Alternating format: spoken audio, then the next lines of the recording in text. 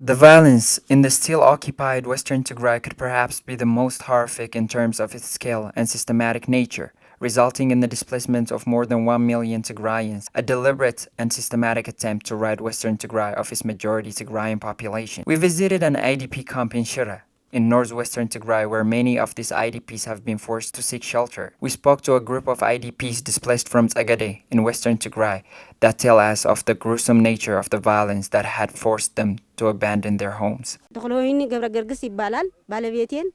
They killed my husband, Takhloini, and my granddaughter, Samra. I had an ill son. His name was Kiflom Takhloini. He died due to lack of vitamins. He suffered for 7 months.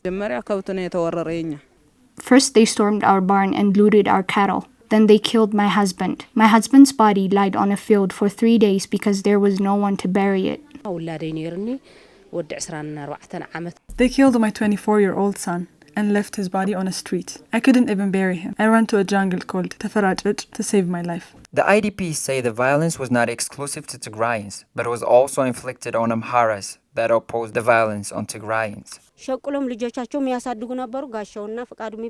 There were men named Gashau and Faqadu. They were from Amhara. The Amhara forces killed them after accusing them of collaborating with Tigrayans, just because they refused to support the soldiers' deeds.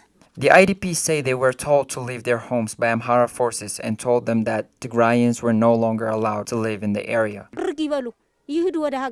They said all Tigrayans must leave. This is our land, and Tigrayans would not be allowed to live here. Children, elderly, and pregnant women are being harassed and killed by these forces. The world should act immediately. Many are being killed. They were killing Tigrayans. We lived side by side for decades with those who are now torturing us.